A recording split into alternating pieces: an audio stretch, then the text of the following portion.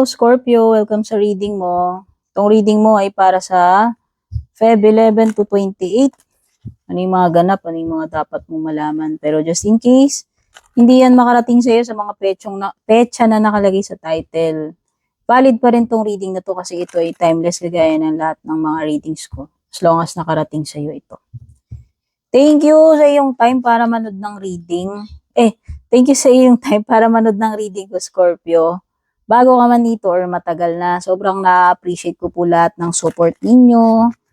Yung mga pag-like, pag-follow nyo, pag-subscribe ninyo sa page ko, malaking tulong po yan. Pati yung pag-leave ng like, pag-share, pag-comment sa mga readings ko. Ayan. Sun, Moon, Rising, Venus, Scorpio, or Cross Watchers, welcome po kayo kahit na ano pang gender ninyo.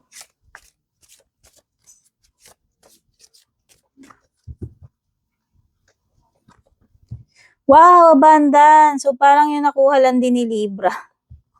Scorpio, merong pag-apaw, pag-ulan ng mga grasya, blessings sa'yo. Ito ay abundance. Umaapaw ang abundance. Ang abundance, ang mga blessings, hindi lang po yung material, ha? It could be anything. Grasya. Ito yung mga grasya na mag-uumapaw na, paparating na sa'yo. Yan. Oo, kasi overflowing yan eh. Yung abundance card na yan eh. Parang yung cup.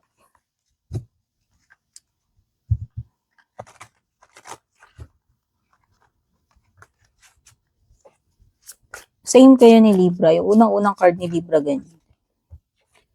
What tayo nito? Tatlo.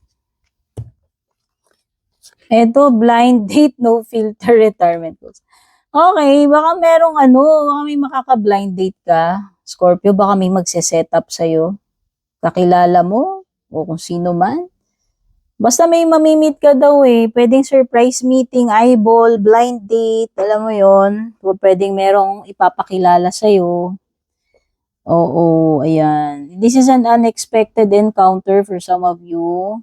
Siguro hindi mo akalain na, alam mo yun, magiging interesado siya sa'yo, magiging interesado ka sa kanya, or mauuwi sa blind date yung pagkakakilala nyo nitong person na to. Basta, andun yung possibility na meron kang makakadate or mamimit ka na bago. Itong no filter, Scorpio, is pag sinabi nating no filter sa mga sasabihin mo, hindi ka magpipigil. Hindi ka dapat magpigil. Sabihin mo kung ano talaga yung truth. Sabihin mo kung ano talaga yung gusto mong sabihin. Oo, wag mong pigilan. Kung kinakailangan mong maging very detailed, maging super straightforward, honest, yun yung kailangan mo. Basta sabihin mo ang how you really feel, yun yung importante. Express mo sa sarili mo, sabihin mo yan.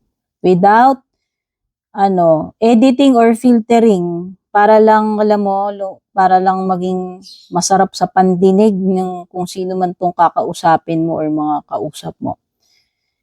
Importante yung pagiging unfiltered right now. Okay?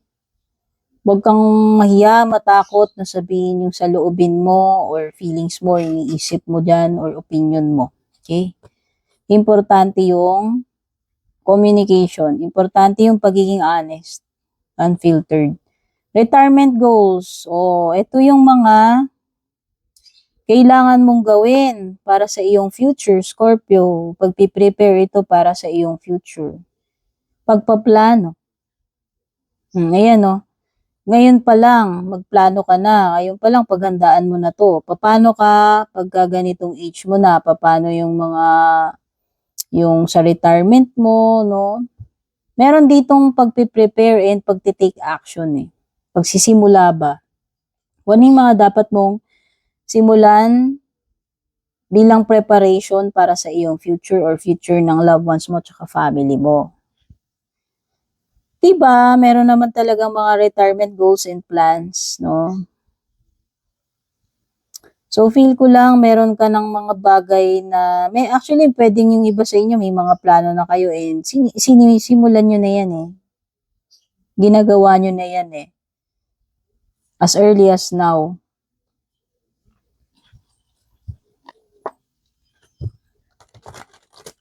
Kasi mahirap talaga pag yung hindi tayo nakapag-prepare, di ba? Maganda yung advance pa lang, malayo pa lang makapag-subi-subi ka na, makapag-prepare ka na, kasi eventually tatanda din tayong lahat. Kahit may anak tayo, hindi naman tayo pwedeng mag-rely sa mga anak natin. Sila ay magkakaroon din ng sariling buhay. So, kahit sabihin na natin, kahit gaano kabait yung anak natin or hindi sila mag-asawa agad, alam mo yun, maganda yung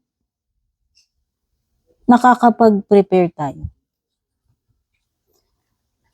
Hindi rin kasi natin masasabi ang mga circumstances, yung mga pwedeng mangyari, di ba? In the future. So, it's best pa rin na tayo ay maging ready, prepared. Kumbaga, it is securing your future eh. Temperance reverse, Sagittarius energy. 9 of Swords reversed. Gemini, Libra, Aquarius. 3 of Coins, Taurus, Virgo, Capricorn. Queen of Coins, same, Earth signs. And King of Coins. Wow, King and Queen of Coins, divine counterpart. Baka, malay mo, kung yung maka-blind date mo na yan, kung mangyayari pa lang yan, malay mo, siya na talaga yung divine counterpart mo, malay mo, kung di ka pa nag-aasawa, malay mo, siya na yung taong mapapangasawa mo at pang-permanente na, pang-habang buhay, pang-forever mo na. Kasi etong dalawa na to, divine counterparts, tapos stability sila, tapos pang long term talaga. Sila yung mga taong consistent eh. Ang ganda naman yan. So, pwedeng ito na yung dawan mo, Scorpio, lalo na kung hindi ka pa nakahanap ng dawan mo, baka eto na yon, baka mamimit mo na siya. Malay mo, kilala mo pala, nakadate mo na or makakadate mo, baka yan na yun, baka ipapakilala na sa'yo. Okay?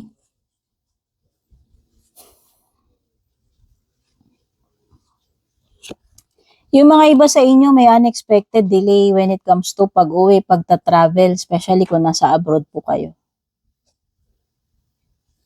Yung iba dito baka magka-problema kayo about projects, about business ninyo, kung may kausap kayo dyan, ka-transaction kayo, pwede nyo either delays or unsuccessful outcomes pagdating dun sa mga, sa trabaho or sa business, transactions. Pero ang nakikita ko is a stable career. A stable kabuhayan, career, and future with this person. So, ang ganda eh. Nakikita ko talaga is pure stability. Ayan no, nakikita ko itong tao na to, kasama mo siyang magplano. Kasama mo siyang magplano ng buhay ninyo, ng negosyo ninyo. Alam mo yun? Ito yung person na magkasundo kayo pagdating dun sa mga bagay niya. Kasi siguro pareho kayong practical, sa buhay, sa pera, pareho kayong matured, pareho kayong patient, consistent na tao. So, sa tingin ko, magiging successful yung partnership ninyo. Kung ito ay romantic partnership, kung mamimit mo pa lamang yung tao na yan, could be earth sign. Pero pwede rin namang hindi, yung mga sign na binanggit ko kanina.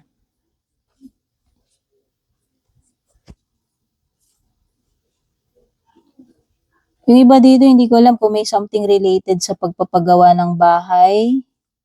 Kung hindi pagpapagawa, pagpaparepair ng bahay or improvement, renovation, sa tingin ko may mga ganyang pangangailangan sa pera. Pero ang nakikita ko when it comes to planning sa mga goals is magiging successful talaga eh. Yun yung nakikita ko rito eh. Ang ganda ng teamwork, ng unity dito sa Three of Coins. Hindi ko alam kung sa bahay yan. Kung meron man kayong mga kailangan, pagkagastusan, sa tingin ko, kakayanin nyo yan basta tulong-tulong kayo, sama-sama kayo. O ano man yan, sa family or sa bahay. Kaya ninyo yung ano yan eh, kaya ninyo ma-accomplish yan eh. Lalo na kung lahat kayo may ambag dyan pagdating sa pera, lahat kayo eh nagtutulong-tulong, nagsasama-sama, nag-uusap-usap. Sa tingin ko magiging successful yun. Matatapos na rin yung period mo ng stress or period ng mga puyatan dito, problema, pag-worry, kung ano man yung mga yan sa mga nakaraan, weeks, days, Scorpio. Sa tingin ko matatapos na yung mga pinoproblema mo na yan.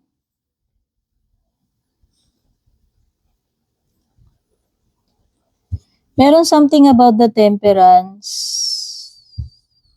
card, reversed Scorpio, na nawawala sa balance. And we all know na kapag anything na nakulang, anything na labis ay hindi nakakabuti. So, try to balance kung ano yan, something na ano yan, na nagiging excessive or kulang with the Temperance.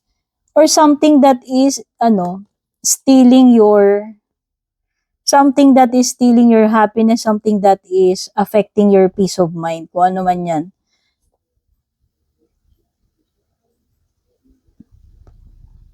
May mga partnership dito, Scorpio, na hindi na kahit na anong pilit natin, hindi talaga natin kasundo yung tao, hindi talaga magwo-work. Although meron akong nakitang divine counterparts dito, siguro iba pa to. Pero meron something dito na kahit na anong pilit mo 'di ba, kung para sa'yo, para sa'yo. Kung hindi para sa'yo, wag ipilit. Siguro try mo once, twice, 3 times. Pag wala pa rin, nakailang experiment ka na, nakailang try ka na at ganun pa rin, siguro pahinga muna, tigilan mo muna, baka talaga kasing hindi para sa'yo. Pero syempre, huwag kang mag-quit agad. Unang try mo lang, ayaw mo na. Hindi ganun, no? Hindi ko sinasabing ganun. Siguro mga nakailang trial experiment ka na, pag hindi nag-work, edi time out muna. Yun lang yung nakikita ko. May mga bagay dito na hindi pwedeng ipilit talaga eh. Or may mga bagay dito na, kagaya nun, peace of mind is too valuable para i-trade mo yan. Para sa akin, importante yun. So, siguro may mga bagay ka rito na iti-trade mo na lang, i-let go mo na lang for the sake of your peace of mind. Kasi, yun pa rin naman ang pinaka-importante. And which is, by the way, matatapos na nga yung mga bagay na yan, situation na yan na nagdi-disrupt ng iyong serenity, peace of mind, or nagbibigay ng stress sa'yo. Okay? So, kumuha pa tayo ng mga tea leaf cards para sa iba pang paparating sa'yo.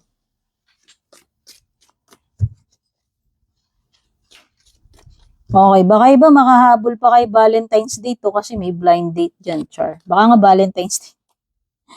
Fly, older woman, coins, at saka hand. Wow, fly is something related sa iyong pag-iisip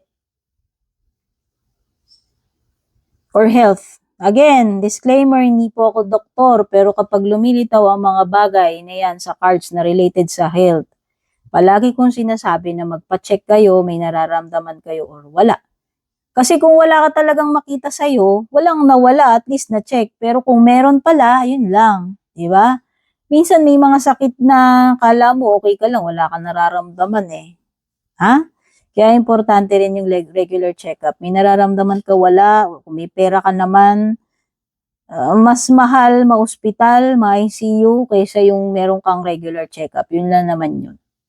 And pagka mga health, wag natin ipagsapalaran sa iba yan. Sa doktor lang natin yan pwedeng i-consult. As always, yun yung palagi ko sinasabi sa inyo. Importante rin yung healthy mindset. Kasi minsan itong fly na to is related sa sa kung paano ka mag-isip.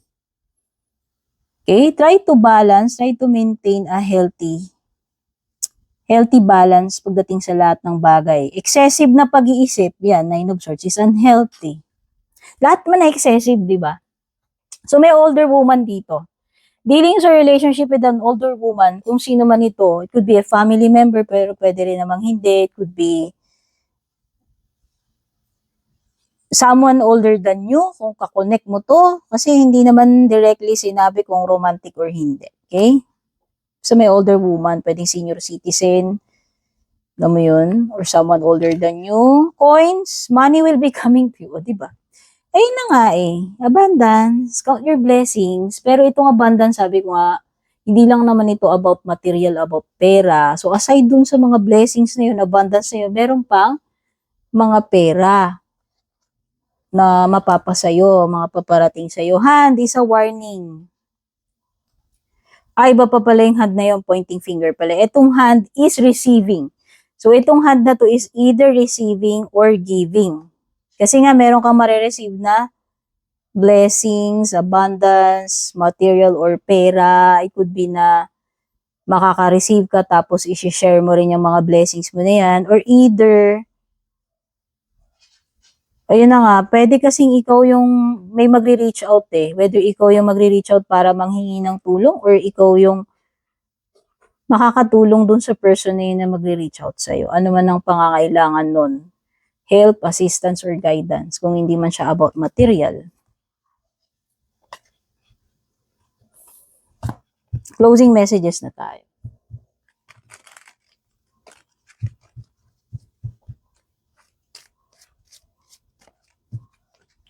Isa niyan. At kukuha rin ako ng angel card na isa.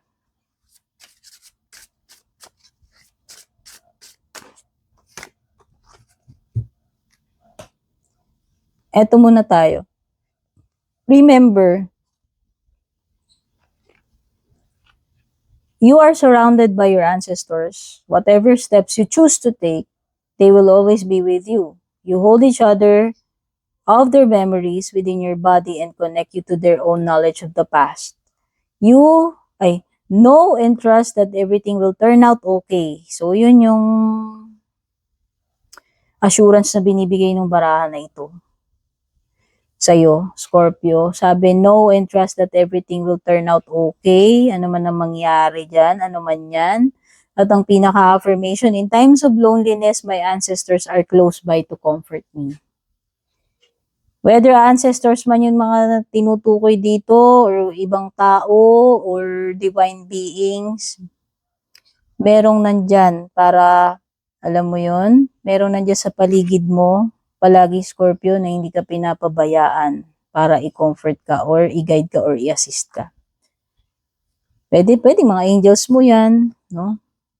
Ito angel card mo at ang pinaka-message, you were born with a purpose that is unique to you. Oh, may kakilala akong Scorpio na ganyan, gifted din siya, healer. Oh, ayan no, ipinanganak ka na merong unique purpose. Only you can carry it out. So be you. Ayan nga yung sinasabi ko eh. Huwag kang maging unapologetic, huwag kang maging filtered. Maging straightforward ka, honest ka, na i-express yung sarili mo, sabihin yung idea mo, feelings mo, emotions mo. Just be you. So be you, trust God, and believe in yourself. Godspeed, babush.